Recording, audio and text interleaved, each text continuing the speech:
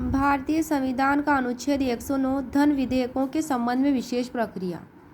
इसमें है 5 क्लोज बताए गए हैं अनुच्छेद 109 में। क्लोज 1 में है कि धन विधेयक राज्यसभा में पुनः स्थापित नहीं किया जाएगा। A money bill shall not be introduced in the council of states. Rajya Sabha में क्या नहीं किया जाएगा, उसका प्रदर्शन नहीं किया जाएगा प्रदर्शित धन विधेयक को। क्लोज ए में बात बताई गई है। क्लोज 2 में है धन विधेयक लोकसभा द्वारा पारित किए जाने के पश्चात राज्यसभा को उसकी सिफारिशों के लिए पारित किया जाएगा और राज्यसभा विधेयक की प्राप्ति की तारीख से 14 दिनों की अवधि के भीतर विधेयक को अपनी सिफारिशों सहित लोकसभा को लौटा देगी और ऐसा होने पर लोकसभा राज्यसभा की सभी यकीनी सिफारिश को स्वीकार या अस्वीकार कर सकेगी, या तो स्वीकार कर लेगी या अस्वीकार कर लेगी। विधेयक को कौन लौटाएगा 14 दिनों के भीतर? तो राज्यसभा। और कौन स्वीकार करेगी, एक्सेप्ट या रिजेक्ट कौन करेगी राज्यसभा की सभी यकीनी सिफारिश को? लोकसभा।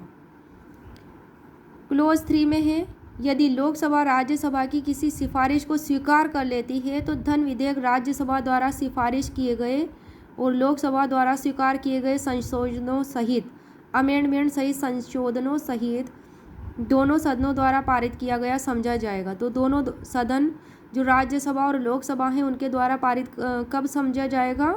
जब लोकसभा द्वारा स्वीकार किया जाए। तो ये कौन से क्लोज में उपबंधित है? यह क्लोज 3 में, अनुच्छेद 109 के क्लोज 3 में है।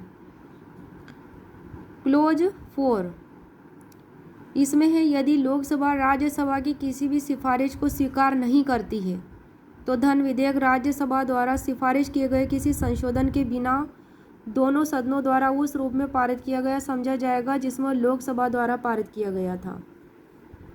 क्लोज 5 में है यदि लोकसभा द्वारा पारित और राज्यसभा को उसकी सिफारिशों के लिए पारित धन विधेयक उक्त 14 दिन की अवधि के भीतर लोकसभा को नहीं लौटाया जाता है तो उक्त अवधि की समाप्ति पर वह दोनों सदनों द्वारा उस रूप में पारित किया गया समझा जाएगा जिसमें वह लोकसभा द्वारा पारित किया गया था। तो ये थे अनुच्छेद 109 से संबंधित 5 क्लोज।